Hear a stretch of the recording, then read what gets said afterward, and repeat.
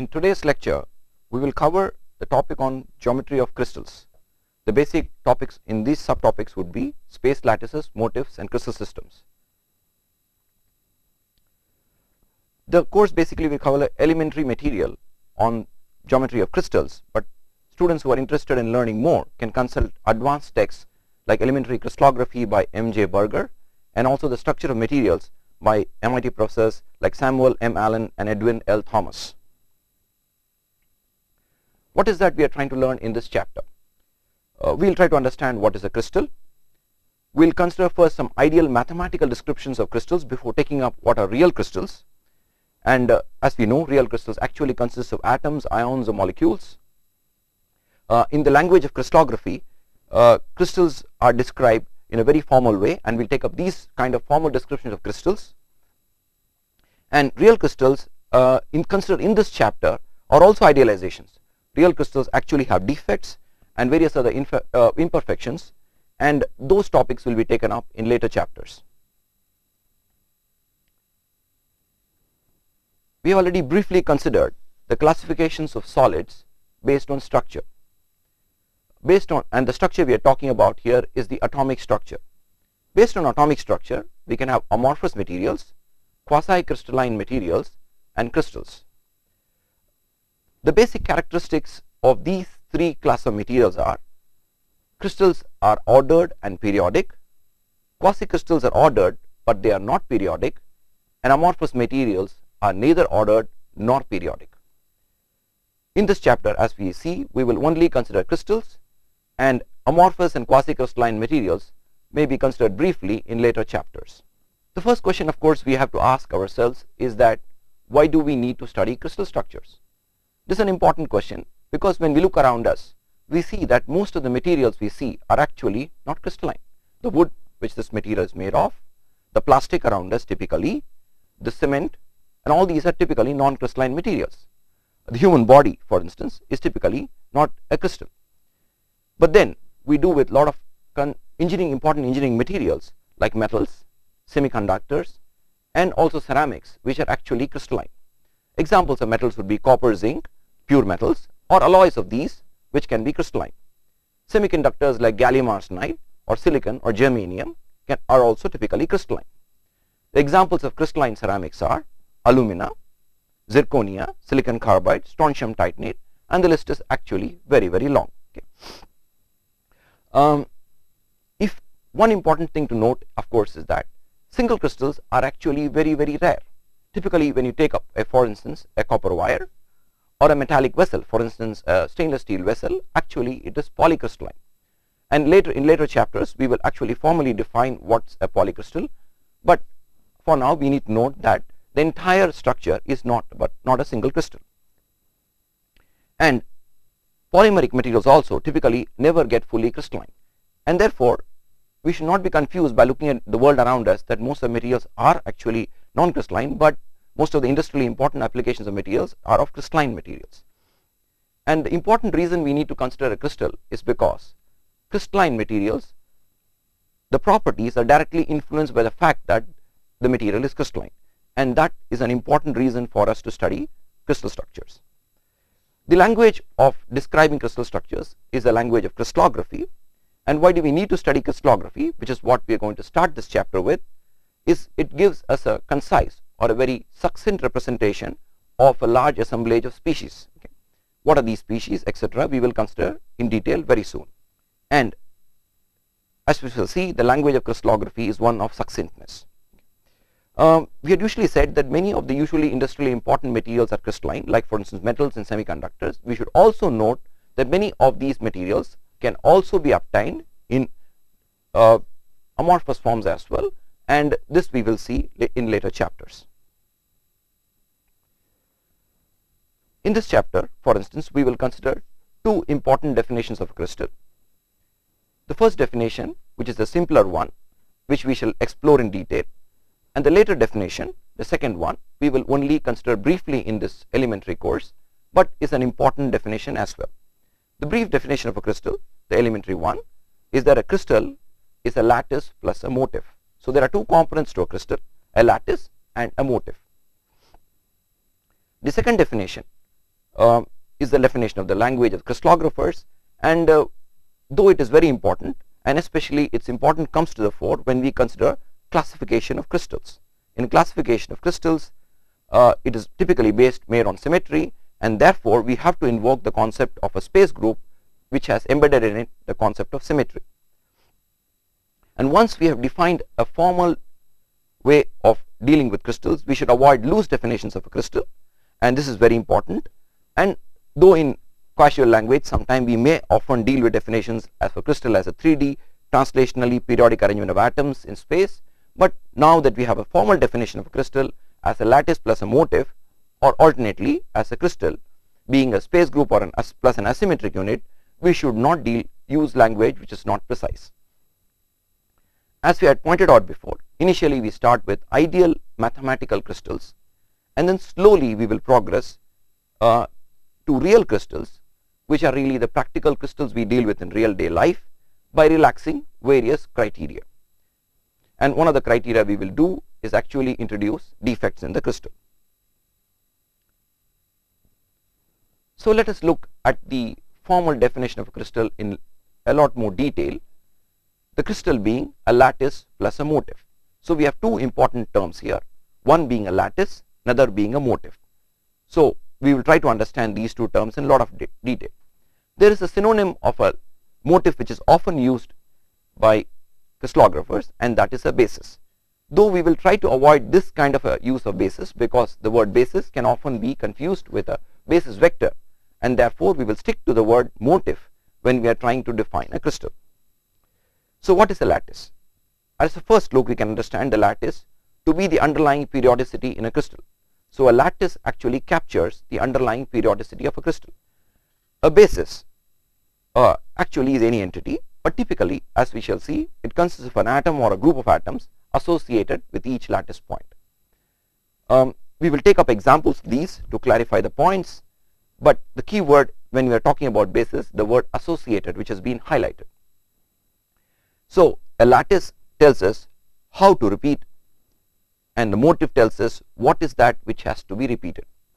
And a lattice picks up the translational periodic arrangement of points, and a crystal is a translationally periodic arrangement of motifs.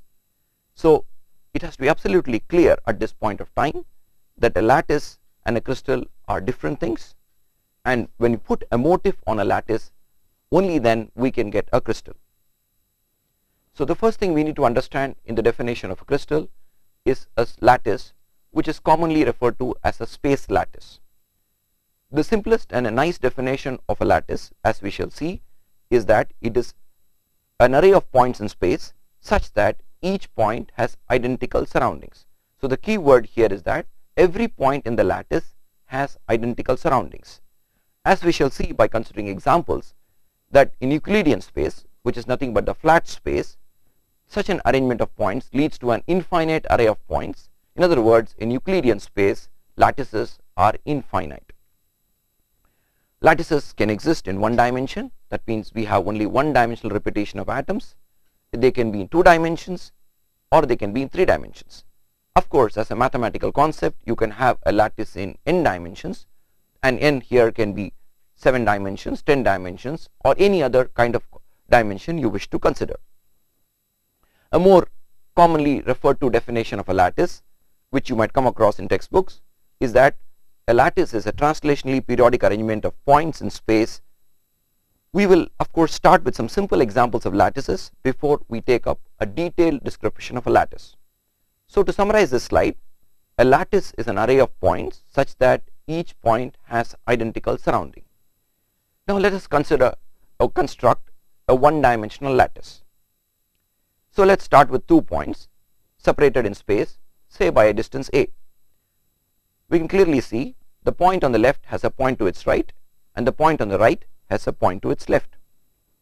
And this is an unsatisfactory situation as far as creation of a lattice goes, as each point needs to have an identical surrounding.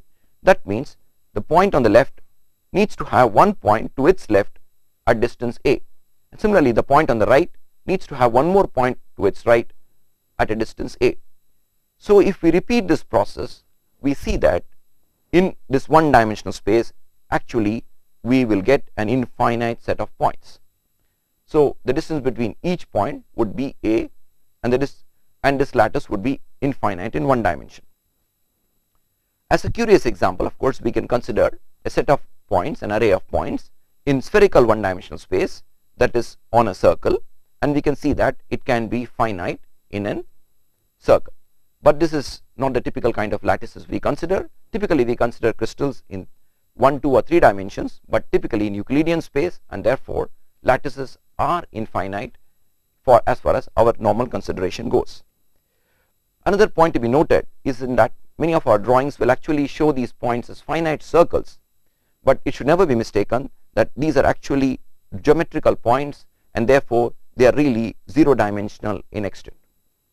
So let's look at the lattice we have, one-dimensional lattice we have constructed.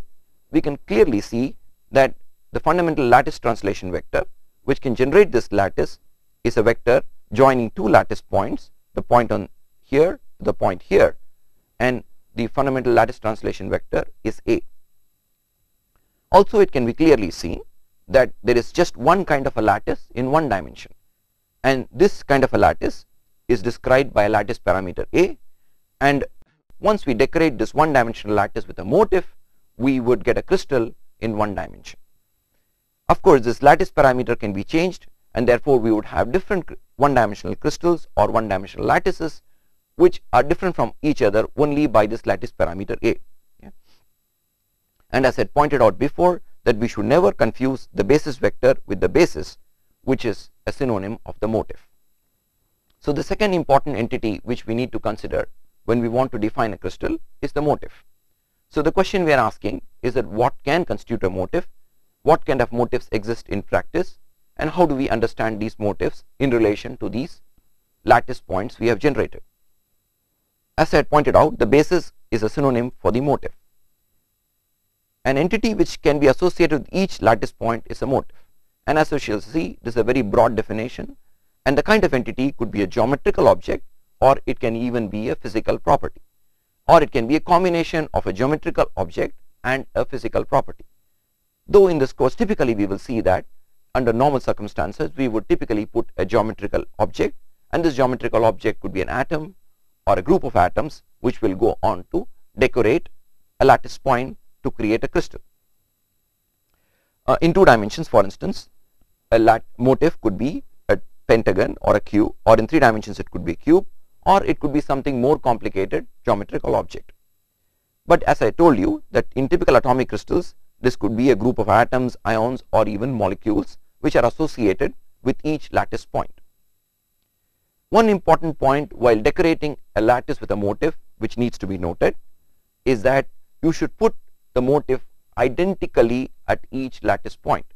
You should not rotate, distort, or in any way mangle the motif when you go from one lattice point to another. This is an important point, and as we shall see, if you do any of these, then those will become a different kind of a consideration, which we will take up examples of these as well as we go along. One thing, of course, it's obvious that if suppose I am putting a spherical atom in a lattice point, then since it has spherical symmetry, rotations do not matter as far as this spherical atom goes. In other words, from one lattice point to another, I can rotate the motif and put it, and it would make no difference to the way the motif is decorating the lattice point. So just to summarize and highlight the important point as far as motifs goes, motifs can be a geometrical entity, a physical property like a magnetization vector, field vortices, light intensity, etc., or it can be a combination of a physical property along with a geometrical entity. And as I pointed out before, we will focus on geometrical entities first, and later on maybe consider some examples of a physical property decorating a lattice point. So here are some examples of motifs. On the left hand side we have geometrical general motifs which are shapes, and on the right hand side we have atomic kind of motifs which can go on to decorate a lattice point. Okay, and as say below, virtually anything can be a motif. So the one-dimensional motif typically is a line segment, and the only variable we have got here is the length of the line segment, and therefore there is no other kind of one-dimensional motif. Two-dimensional motifs can be like a pentagon or a square or any other complicated two-dimensional shape. Three-dimensional motifs are those like a cube or a dodecahedron or a cylinder or any one of those. Okay. Atomic motifs could be a single atom motif like an argon atom, try in the example above. They can be an ion like a copper ion decorating a lattice or an ion decorating a lattice. They could be a group of atoms which are of different kinds. There could be one or two atoms constituting the group, or there could be many more, or there could be a group of ions which can go on to decorate a lattice. Often it is found, we will see that atoms of the same type also go on to decorate the motif, like we will consider an example later wherein carbon atoms, two of them go on to decorate the FCC lattice. So let us construct a one-dimensional crystal by starting with a one-dimensional lattice.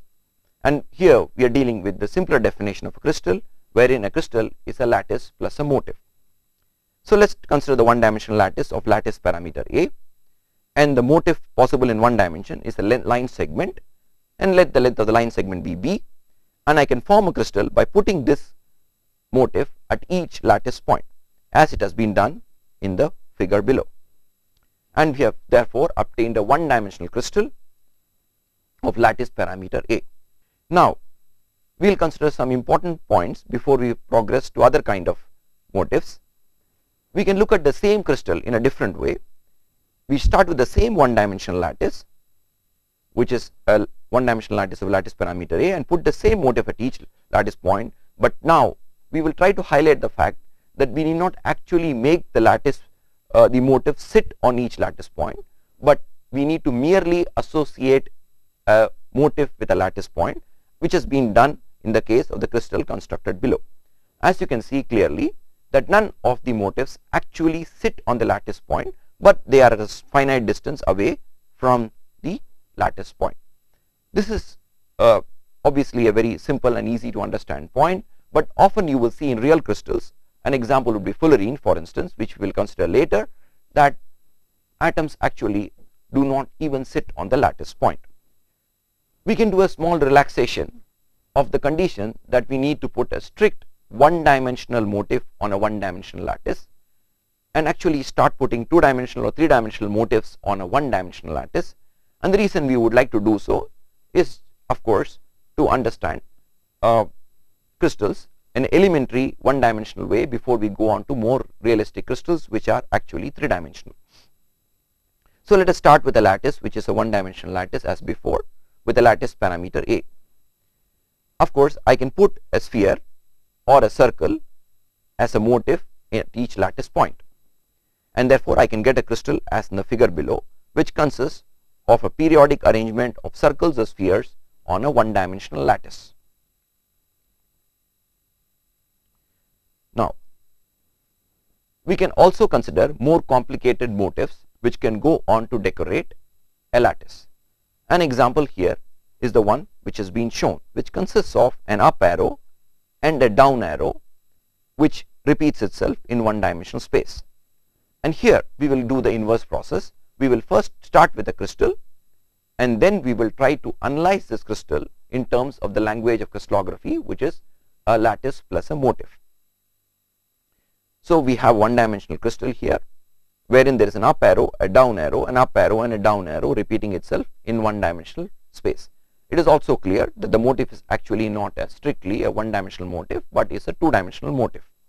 And the purpose here is to understand that how we can understand this crystal in terms of a lattice and a motif. So we will see that the lattice, underlying lattice, has a spacing A. In other words, the centers of all the up arrows alone constitute a lattice, and the down arrow centers are not lattice points. Of course, alternately, we could only consider the centers of the down arrows as lattice points and not take the up arrows as the lattice points. So let us consider the first case, wherein the centers of all the up arrows are lattice points. Therefore, the lattice parameter of the crystal was A. The lattice parameter of the crystal lattice is A, and the motif now is a combination of an up arrow and a down arrow, and the separation between the two being a distance A by 2. Therefore, the motif consists of two parts, an up arrow and a down arrow, which is separated by a distance a by 2, and when I put this at each lattice point, I get the crystal, which is a crystal consisting of up arrows and down arrows. And also this also highlights the point which we considered in the previous slide, that all parts of the motif here actually do not sit on the lattice point. For instance, the up arrow actually is a center around the lattice point, while the down arrow sits at a distance a by 2 from the lattice point.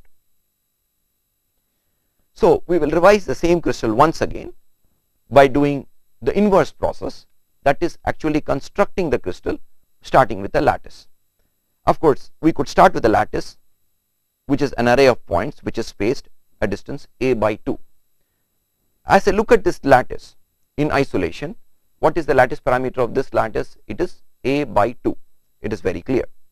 Now suppose I put my combination of up arrows and down arrows, and what I do is that at the first point I put an up arrow, the second point I put a down arrow, the third point I put an up arrow, the fourth point I put a down arrow, and so forth. And in doing so, I have generated a one-dimensional crystal. Now let's look at this crystal a little more carefully. When I look at this crystal, it is clear that the repeat distance is actually a and not a by 2. Okay. Therefore, the center of each arrow is not a lattice point, and only the centers of the up arrows are actually lattice points. Therefore, the lattice is now has a once the crystal has been constructed, now the lattice parameter of the crystal is a and not a by 2, and therefore only the centers of up arrows are lattice points. Of course, as I pointed out before, we could have alternately chosen the centers of the down arrows as the lattice points, and we could have made the same crystal once more. And it's clear that the motif now consists of an up arrow and a down arrow which are separated by a distance a by 2. Now we will proceed to two dimensions, and we will try to make a two-dimensional crystal. The two dimension is slightly more complicated than one dimension, but it also serves to illustrate more concepts when we consider actually a two-dimensional crystal. As in the case of one-dimensional crystal, a two-dimensional crystal is nothing but a two-dimensional lattice which has been decorated with a two-dimensional motif. And as before, we can actually relax this requirement by putting one-dimensional or three-dimensional motifs onto a two-dimensional lattice to generate a crystal which is not actually truly two-dimensional, but has a dimensionality between that of the lattice and the motif.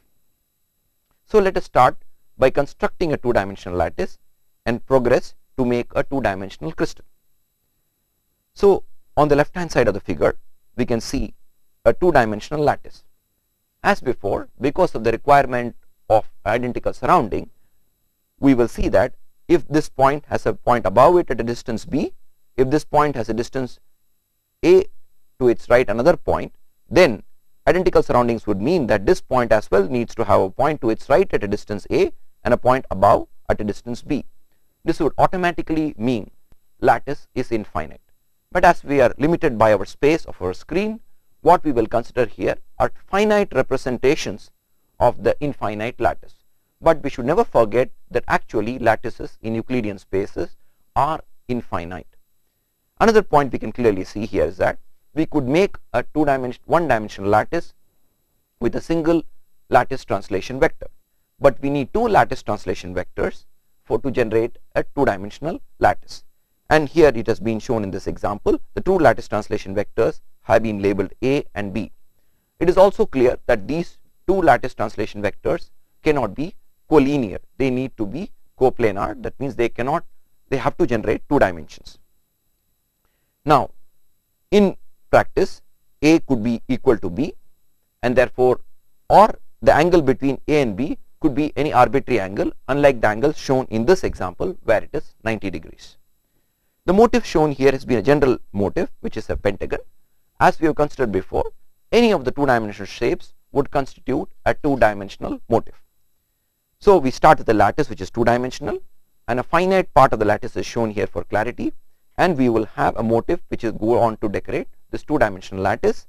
And as we have seen, there are two basis vectors which generate the lattice a and b, and there is an included angle between the two basis vectors. So the crystal we obtained is the one which has been shown in this figure, and as before we see that each lattice point has been identically associated with the shape pentagon. There has been no rotation or no shift from as we go from one lattice point to another as we go on to decorate this lattice with this motif. As before, there are many ways of associating with this pentagon with this lattice, and therefore we could have many representations of the same crystal in terms of the same lattice and the same motif. An important point which comes to fore when we consider this example is the fact that each motif is identically oriented. In other words, crystals like these are orientationally ordered, and each point is exactly positioned with respect to the lattice point as each other motif, and therefore these crystals are positionally ordered.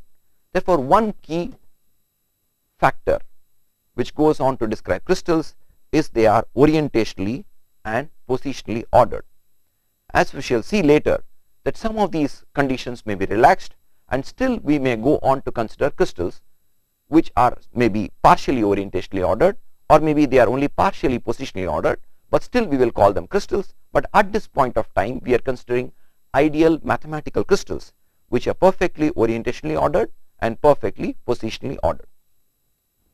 We have seen that when we want to describe a crystal, we need to consider an infinite lattice. Needless to say, this is an impractical proposition, and also needless to say, when we want to document such a crystal, it is going to be a tedious task. The way to circumvent this problem is to consider a finite representation of an infinite lattice, and the way to do it is by considering something known as a unit cell. The unit cell is also sometimes referred to as a cell in common literature, and is a representative unit of the structure. Now, when this unit is translationally repeated, obviously by the basis vectors, we get the whole structure, which is the crystal structure in our case.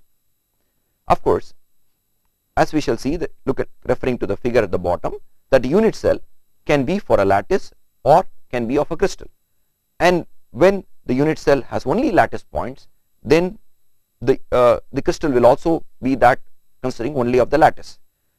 When we are actually considering unit cell of a crystal, then the unit cell will also contain parts of the motif when we are talking about a unit cell of a crystal.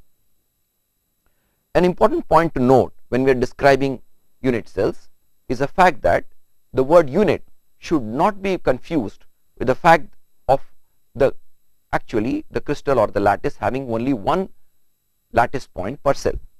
That term used to describe a single lattice point per cell is called a primitive or sometimes a simple unit cell. If the structure under consideration is a crystal, then the unit cell will have typically atoms and molecules, as we have seen. But another important point to be noted at this stage is that inside the unit cell there may not be full atoms, only parts of the entity may actually be represented inside a single unit cell, and we will consider this by actually citing examples. It is also obvious that the dimension of the unit cell will match the dimension of the structure. For instance, suppose I am talking about a unit cell of a one-dimensional crystal, then the unit cell will be a one-dimensional unit, which is nothing but a line segment. For a two-dimensional structure, we will have a two-dimensional unit cell. Similarly, for an n-dimensional structure, the unit cell will actually have n dimensions, and therefore n fundamental lattice translation vectors. So, to summarize this slide, an unit cell can be for a lattice or can be for a crystal. If it is a unit cell of a lattice, then it will only consist of points, geometrical points. If it is a unit cell of a crystal, then in addition to lattice points, it will also consist of motifs.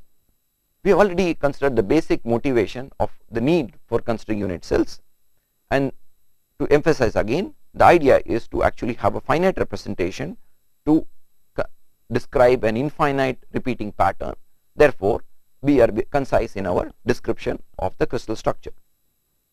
A few additional points are noteworthy at this stage when you are talking about unit cells, that typically the lattice points are present only at the corners of the unit cell, but this is only a convention, and we will take up examples of cells in which we need not put lattice points only at the corners of the unit cell.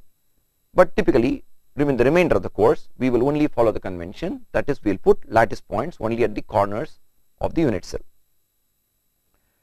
If in addition there are no other points at any other point in the unit cell, then such a cell is considered primitive, and we will consider examples of primitive and non-primitive cells in 1, 2 and 3 dimensions.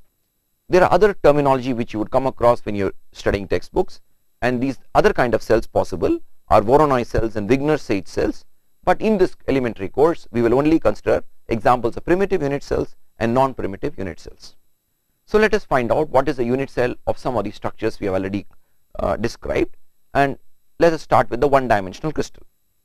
So before we go to the one-dimensional crystal, let us consider the primitive unit cell of a one-dimensional lattice. So the primitive unit cell is nothing but a line segment which extends from half a lattice point to the center of the next lattice point. So let us see what are the contributions to this unit cell from the lattice points. It is clear that the lattice point on the left only contributes half to the unit cell, the lattice point on the right contributes only half to the unit cell, and on the whole the unit cell has a contribution of 1 lattice point per cell.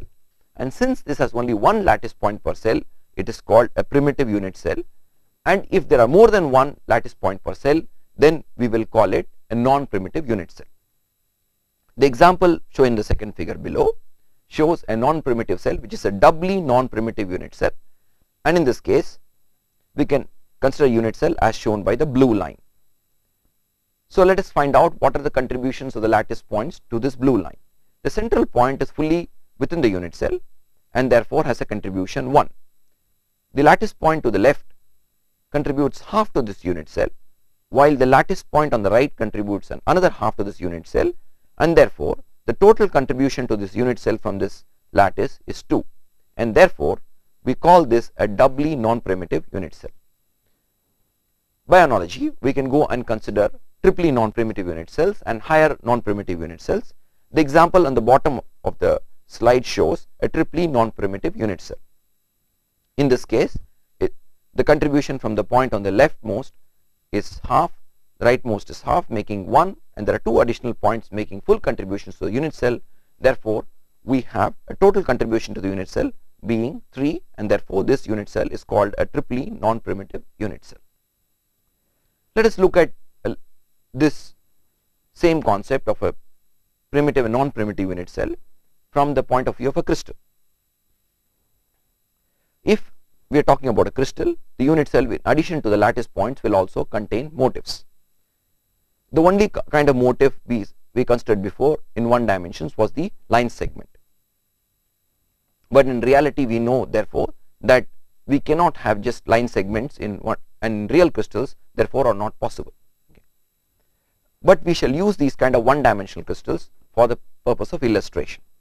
So let us consider the crystal wherein we had put a circle or a sphere as on a 1-dimensional lattice, and we will consider what is the contribution of the units here inside the unit cell. So in the typical conventional representation, the way typically this unit cell would be shown is that there is a sphere on the left and or a circle on the left and a circle on the right at the ends of an unit cell. But this is clearly unsatisfactory, and a more correct description would be wherein half the motif is sitting here and half the motif is sitting to the left, and similarly half the lattice point is contributed to the unit cell from here and half the lattice point is contributed from this lattice point to this unit cell, and therefore the complete unit cell would actually be something like this, which has a certain extent on the second dimension as well. So the point to be noted here is that often we would draw diagrams which show a unit cell having complete atoms, but the thing to be noted is that only a part of actually the entity may actually belong to the unit cell. So this kind of a representation is just for simplicity, and the real representation is the one which has been shown in the figure above here. Also, it is clear that such a 1-dimensional crystal is described by 1 lattice parameter, which is A. Now let us proceed to 2 dimensions. An unit cell in 2 dimensions is described by 3 lattice parameters. These are 2 distances A and B, and there is an angle included which is alpha. There are special cases which are possible, cases in which the lattice parameters A and B are identical, the lattice parameter alpha is 90 degrees, or the angle alpha can be 120 degrees. Unit cell shapes in 2 dimensions can be a square, a rectangle, a 120 degree rhombus, or a parallelogram, and the parallelogram being a general parallelogram. The lattice parameter restrictions for some of these are, for a square you can have a equal to b and alpha equal to 90 degree. In a rectangle lattice, a and b are not equal, but alpha is still 90 degrees. In a 120 degree rhombus, a and b are identical, but alpha is 120 degrees, and a general parallelogram, a, b and alpha have no restrictions placed upon them. In this elementary set of lectures, we are only describing or pointing out to some of the existence of some of these lattices. We will take up a little more detail later on when we will describe some examples of these square and rhombus unit cells and crystals based on these. So let's go back and consider a two-dimensional lattice which we had considered before, which was generated by two lattice translation vectors a and b. So this is the two-dimensional lattice, and as before, this is nothing but a finite representation of the infinite lattice. This is a rectangular lattice because a and b are identical, not equal to each other, and the included angle is 90 degrees. So let us try to construct some primitive, doubly non-primitive and triply non-primitive unit cell for the case of this rectangular lattice. It's clear that the blue cells are both primitive unit cells because the contribution of the lattice to the unit cell is 1. In the case of the rectangular unit cell, it is clear that the contribution of each one of these lattice points is 1/4, and there are 4 lattice points at the corners, and therefore the net contribution is 1 to the each lattice point in each unit cell. In the case of the parallelogram unit cell, it is clear that the contribution of each lattice point to the unit cell is not equal, but the net contribution to the unit cell is 1, and therefore this kind of unit cell is also a primitive unit cell. There are two examples of a doubly non-primitive unit cell given below. Both of these unit cells actually consist of 2 lattice points per cell. There is 1 in the center of each one of these cells, and there are 4 lattice points at the corners, together contributing 1. Therefore, the lattice point count for each one of these unit cells is 2, 1 from the corners and 1 from the center of the unit cell. So is the case on the right hand side, where the combined lattice contribution from the 4 lattice points in the corners is 1, and the 1 in the center adding 1 more, giving a doubly non-primitive unit cell. The ones in orange are the triply non-primitive unit cells, wherein each lattice point or each unit cell is contributed by multiple set of points, those in the corner of unit cells and those also which are present on the edges in this case, and those present within the unit cell in this case. So let's do a count for the one on the left. The 4 lattice points on the corners contribute 1/4 each to the unit cell, and therefore making a net contribution of 1 lattice point to this unit cell.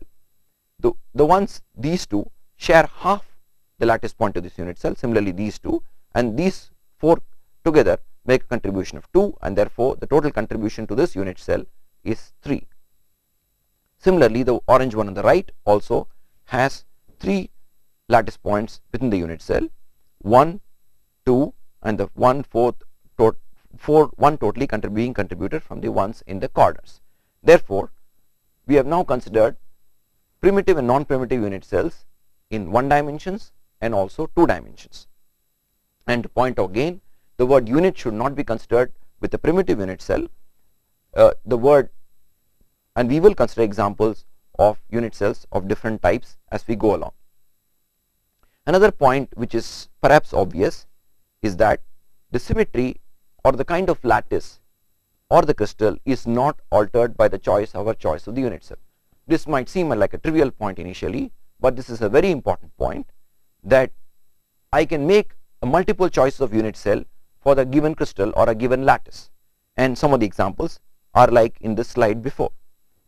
But any of my choices is a legitimate choice and would all constitute valid unit cells, but the structure remains unaltered irrespective of the kind of unit cells I choose. It is also obvious that the symmetry of some of the unit cells is lower than the symmetry of the lattice, but still, nevertheless, we can use those kind of unit cells, and those unit cells would go on to describe the structure equally well as any of the other kind of unit cells.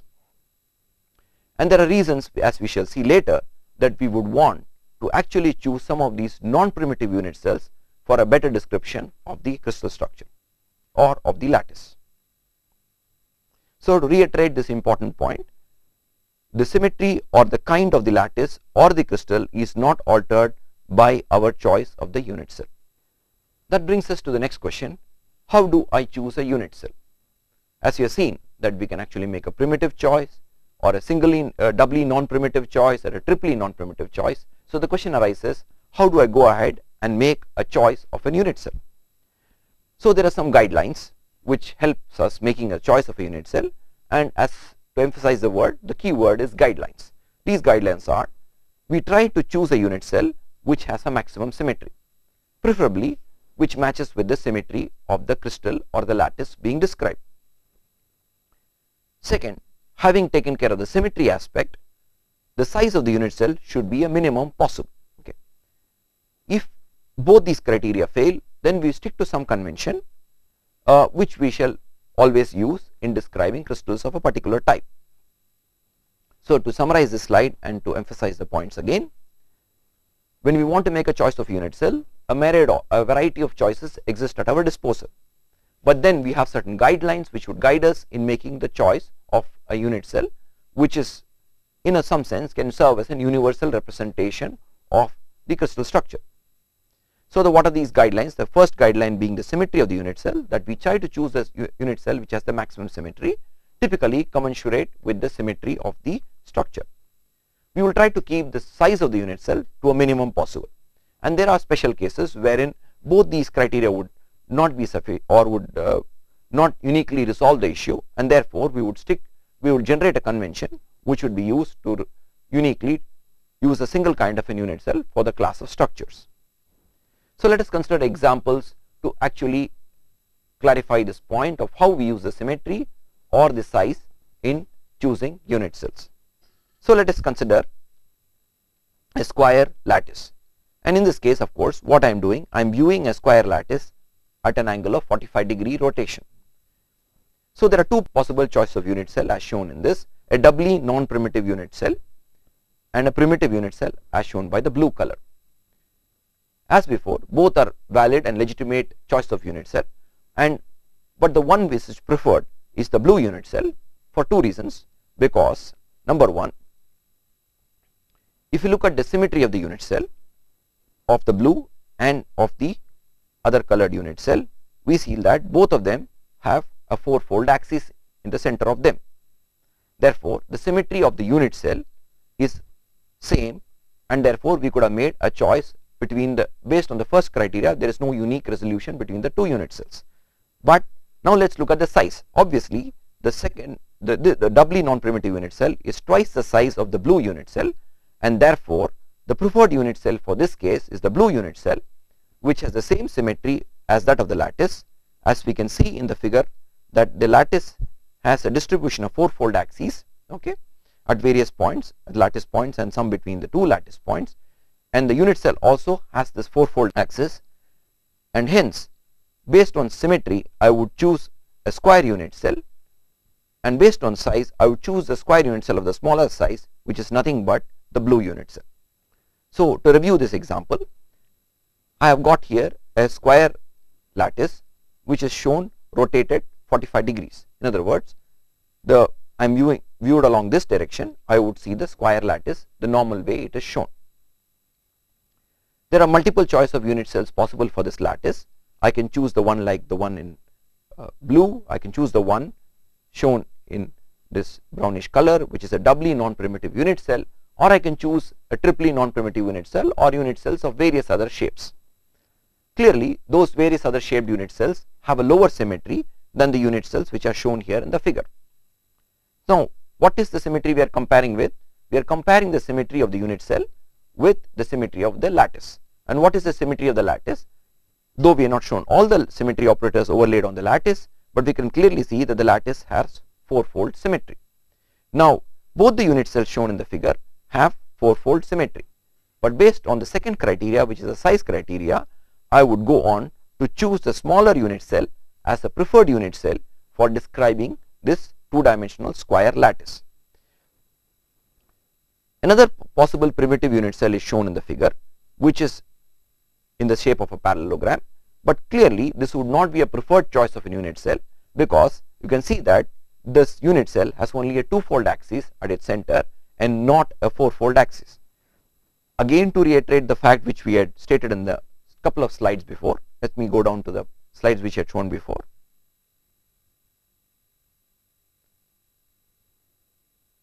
My choice of unit cell again is left to me, and any of these choices is a valid choice, and my choice of unit cell is not going in any way to alter the symmetry of the structure which I am describing. Therefore, even this unit cell is a valid unit cell, though not a preferred unit cell. In the previous example, wherein we had considered a square lattice, we had seen that a primitive unit cell was the preferred unit cell based both on symmetry and size. Now we will consider a centered rectangular lattice, wherein the preferred unit cell is not a primitive unit cell, and in fact is a doubly non-primitive unit cell. So this is a centered rectangular lattice, and this has been generated by two basis vectors A and B. For a rectangular lattice, the included angle being 90 degrees. So let us consider a primitive unit cell which is in the shape of a rhombus. Now clearly, if you look at the symmetry of this unit cell, it has got the symmetry which is twofold compared to a square. In the example we considered before, we had a square lattice and the preferred unit cell was a square unit cell which was a primitive square unit cell. In this example, we will see that we will actually have a non-primitive unit cell, which is the unit cell which is normally considered to describe the centered rectangular lattice. The centered rectangular lattice is generated by two basis vectors A and B, which are 90 degrees apart. Now we can consider a primitive unit cell as shown in the green color, which is rhombus shaped. As before, the contribution from the 4 points at the corners of this unit cell is totally 1. We can have an alternate unit cell which is blue colored, which is in the shape of a rectangle and which has contribution of 1/4 from the 4 lattice points at its corner and 1 from the center, therefore having 2 from the total unit cell. Therefore, this is a doubly non-primitive unit cell. In this case, the symmetry of both the unit cells is identical, but still we prefer the unit cell which has 90 degrees separation between the basis vectors. So in this case, even though the based on size and symmetry, the green unit cell is the preferred unit cell, here we go by convention and actually choose the blue unit cell as the conventional unit cell to describe the centered rectangular lattice. We will have to say a few more things about this later, but currently we will assume that based on convention we are actually going in for a doubly non-primitive unit cell, which also seems reasonable looking at the shapes of the two unit cells. And again, as before, the distribution of symmetry elements is not changed as compared to the simple rectangular lattice which we had considered before. So the unit cell of this lattice is just been conventionally chosen is the one on the right, which is lattice point at its corner and one at the center of the lattice unit cell. Now let us make a simple rectangular crystal and also try to understand how to construct a unit cell for this simple rectangular crystal. In addition to the lattice points, obviously the crystal will have a motif, and in this case the motif consists of two kind of entities, a green sphere and a brown colored sphere. So let us start with this simple rectangular lattice and overlay the motif on top of it to get a rectangular crystal, which has been done as shown. The basis vectors remain unchanged, which are A and B, and we can have an unit cell as shown before, which is in the color blue. Now the shortest lattice translation vector in this crystal is the one A, and the lattice vector B is longer in length. And if I consider now part of the structure which is shown here, we can clearly see the true belonging or the true region of the unit cell does not contain the entire green sphere, but it contains green sphere in 4 parts which are associated with the 4 corners of the unit cell. Similarly, the lattice point is also broken into 4 parts and are at the 4 corners of the unit cell. The point to be made here or to be noted here is that in normal representation you will see a unit cell as in the figure at the top, wherein you will see the whole circle instead of only 1/4 of the circle which has been placed in the structure. Now the motif clearly which decorates each lattice point is a green sphere and a brown sphere, and therefore at each lattice point you will place a green sphere and brown sphere to generate the crystal from the lattice.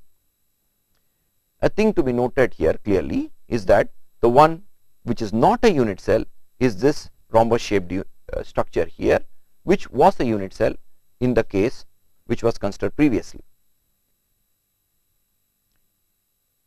So in the centered rectangular lattice, this could have served as a unit cell, but in the case of the crystal, clearly this is not a unit cell, as the four corners are of different kind of spheres. In other words, there are two different spheres.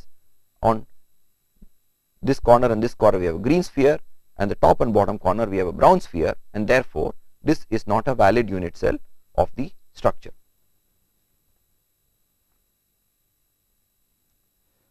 Now let us address an important question which we had alluded to before, that should a unit cell have lattice point only at its corners? Clearly it's only a convention that we put lattice point at the corners of a unit cell, and in some cases it might be instructive to actually not do so to understand the structure better. So for instance, the unit cells we have considered before in 1 dimensions and 2 dimensions, where the unit cells are shown here. For instance, the 1-dimensional unit cell had points at the corners of the 1-dimensional line segment, which is the unit cell. Similarly, in the conventional unit cell chosen for the square lattice, we had this blue and the doubly non-primitive brown unit cell, but in both cases we had lattice points at the corners of the unit cell. Now let us consider some cases wherein we don't want to put lattice points at the corners of the unit cell, but they could also be construed as cells which can make up the structure, and some examples are the yellow one, the blue one, and the green one. And as we can see from the example, this green unit cell, when translationally repeated along 2 directions, can actually give the whole structure.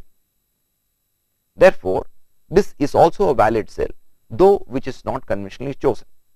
So to reiterate an important point, we have seen that conventional unit cells have lattice points at their corners, but we could always choose cells which do not have lattice points at their corners. 3 examples for the square lattice have been shown in this figure.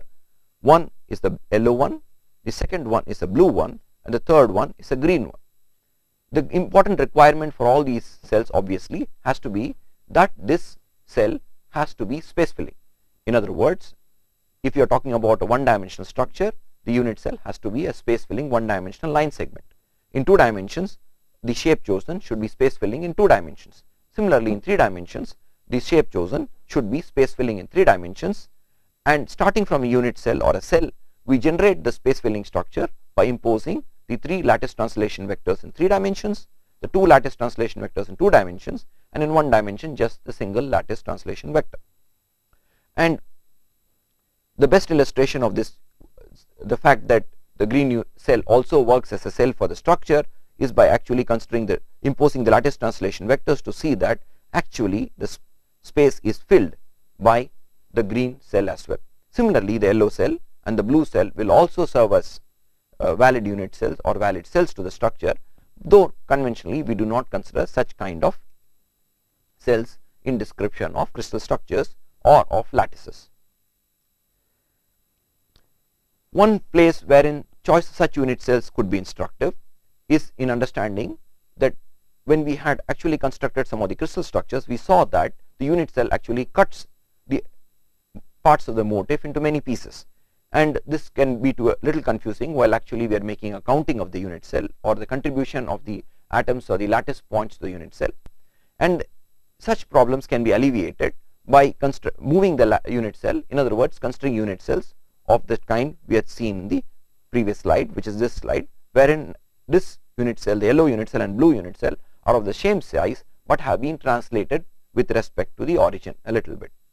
So if you have unit cell in parts as in the figure shown below, we can make a new choice of a unit cell, which is obviously a non-conventional representation of the unit cell, wherein I have translated the Bru unit cell a little bit.